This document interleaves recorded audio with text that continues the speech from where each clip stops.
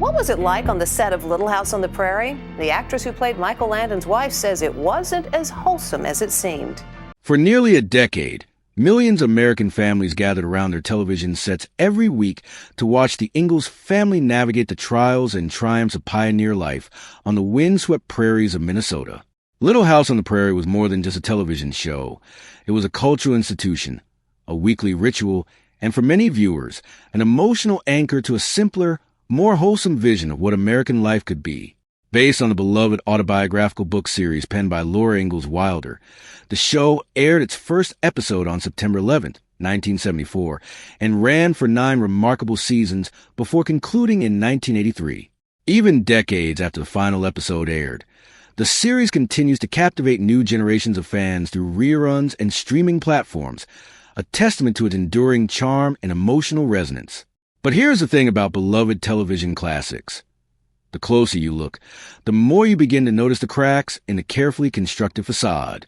Behind the sun-drenched fields of Walnut Grove, behind the perfectly pressed prairie bonnets and the heartwarming family dinners, there were continuity errors, historical blunders, on-set controversies, and behind-the-scenes stories that never made it to air.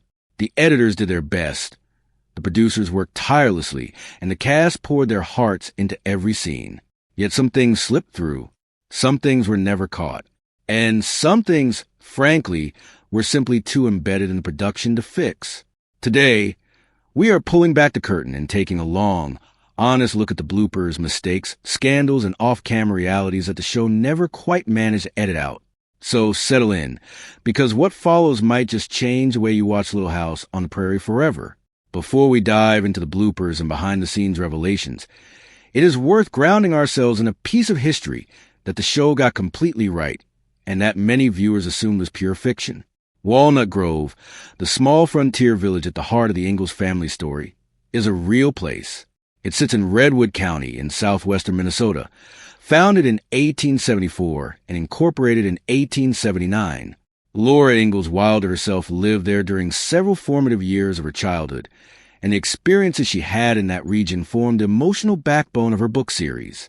The town today is remarkably small, covering just about 1 square mile of land and home to a modest population. Yet it draws visitors from across the country and around the world, all of them arriving with the same dreamy mental image of rolling prairies and wooden homesteads. The real Walnut Grove is quieter than you might imagine, far removed from the dramatic storylines that played out on screen. But it is real, it is there, and that simple fact adds a layer of authenticity to the show that makes the bloopers and inconsistencies all the more fascinating to unpack. Of all the anachronisms that crept into Little House on the Prairie over its 9 seasons, none is quite as jaw-dropping as the appearance of Colonel Sanders in a Season 8 episode titled Wave of the Future. For those who need a moment to process that sentence, yes, Colonel Sanders, the white-suited founder of Kentucky Fried Chicken, made a guest appearance in a show set during the 1870s and 1880s. In the episode, Nellie's restaurant becomes entangled in a franchise arrangement under the name Mrs. Sullivan, and the plot revolves around Nellie attempting to escape the contract. Colonel Sanders then appears to offer Harriet Olsen a deal to open her own chicken franchise. The scene is played with a kind of cheerful earnestness that makes it even more surreal in hindsight. The glaring problem, of course, is that Colonel Harlan Sanders was not even born until 1890, and Kentucky Fried Chicken as a franchise did not come into existence until 1952. The show is set roughly 70 years before Sanders ever drew his first breath.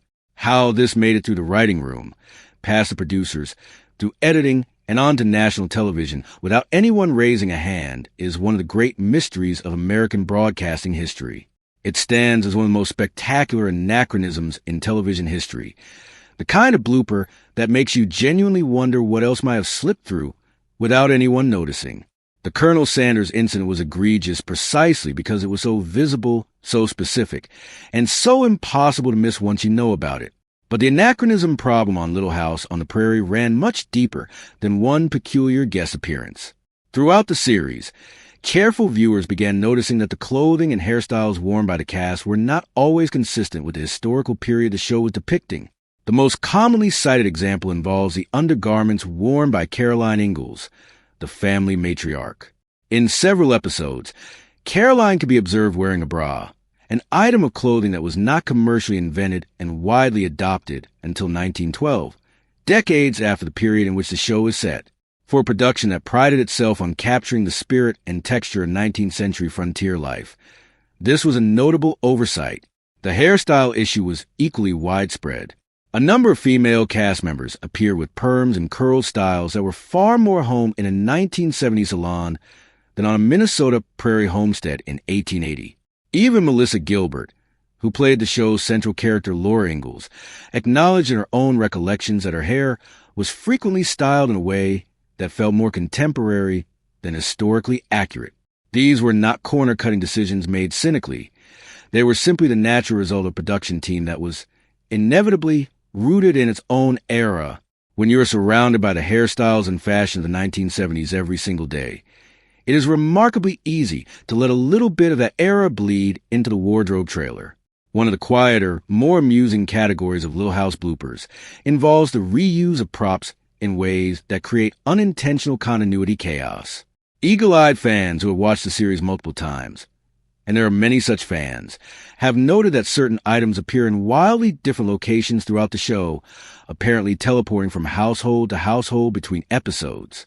The most frequently cited example is a particular quilt, primarily white with small decorative blocks arranged in a pattern reminiscent of the classic double wedding ring design.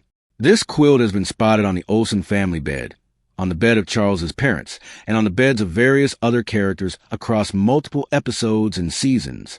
The quilt, it seems, had a more active social life than most of the human characters. This kind of prop recycling was common in television production during the 1970s, particularly for a show with a relatively modest budget that needed to maintain the visual language of 19th century domesticity across hundreds of episodes. But knowing the practical reason behind it does not make it any less delightful when you spot that quilt popping up yet again in a household it has no business being in. Similarly, there are recurring instances of other household items, blankets, furniture pieces, decorative elements, appearing in different settings without any acknowledgement or explanation. The world of Walnut Grove, it turns out, had a surprisingly small inventory of domestic goods. Some bloopers are grand and obvious. Others are quiet and strange. The mysterious moving tree branches that appear outside the upstairs window of the Ingalls home fall firmly into the latter category. In at least 2 separate episodes, The Monster Walnut Grove and The Music Box, viewers can clearly see tree branches rustling and hear the sound of wind moving through leaves just outside the window beside the girl's bed. The atmosphere created is effective enough, lending a slightly eerie quality to the scenes in question. The problem is that no such tree exists near the house in any other scene throughout the entire series. The exterior shots of the Ingalls home show no tree position anywhere near that window. The branches appear, do their atmospheric work, and then simply vanish from the landscape, never to be acknowledged again. The most likely explanation is that the production team used stock sound effects and perhaps some physical prop branches to add mood to those specific scenes, without fully considering that the continuity of the building's exterior would be compromised. It is a kind of small logistical oversight that would be invisible to most viewers watching episodes weeks apart in their original broadcast run, but becomes glaringly obvious to anyone watching multiple episodes in close succession. Of all the continuity errors woven through the fabric of Little House on the Prairie, few are as straightforward and simultaneously as entertaining as the mysteriously prolonged pregnancy of Laura Ingalls. As Melissa Gilbert herself recalled, and as fans who tracked the timeline of the series have confirmed, Laura's pregnancy appeared to stretch across an implausible span of time. The announcement of the pregnancy arrives during a warm season, with all the visual cues of summer firmly in place. But as the show continues, seasons visibly change, winter comes and goes, and the following summer arrives, and Laura is still visibly expecting. By any reasonable biological calculation, this pregnancy lasted well over a year. Whatever the explanations at the production level, scheduling challenges, episode ordering decisions, or simply a failure of anyone to track the calendar carefully enough, the result on screen is a gestation period that would be remarkable in any species. It is a sort of blooper that requires a degree of sustained attention to notice, and it speaks to one of the central challenges facing any long-running television drama: maintaining internal consistency across hundreds of episodes, often filmed out of sequence, over the course of nearly a decade. Action sequences were never the primary focus of Little House on the Prairie, but the show did occasionally venture into more physically dramatic territory. One such moment occurs in the Season 5 episode titled The Odyssey, in which a tense sequence involves a character named Albert being attacked by an unknown assailant on a moving train. The scene is clearly intended to be gripping and dangerous. The problem is that when the moment of maximum peril arrives, when Albert is hurled from the moving train, the substitution of a stunt dummy for the actor is visible to any viewer paying close attention. The dummy lands in the grass with stiffness that no living human body would produce, while the actual stuntman is separately visible rolling down a nearby hill. What makes this particular blooper charming rather than simply embarrassing is a contrast between the dramatic weight the scene is clearly trying to carry and the almost comedic obviousness of the substitution. The dummy lies there, motionless and rigid, while the stuntman tumbles energetically nearby, as if the two are performing entirely different scenes from entirely different shows. It is a window into practical limitations of television production in the 1970s, when the tools and budgets available for action sequences were a long way from what modern audiences take for granted. Perhaps the most philosophically interesting continuity problem in the entire run of Little House on the Prairie occurs in the series finale, The Last Farewell. The episode is set in 1901, a full 14 years after the spring of 1887 referenced in Laura's voiceover at the opening of Season 9.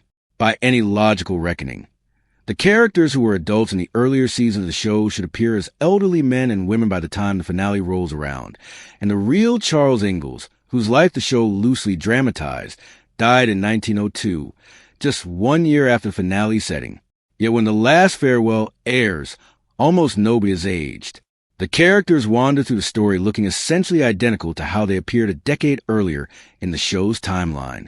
The children who appeared in the later seasons of the show, who by 1901 should be young adults, remain stubbornly childlike.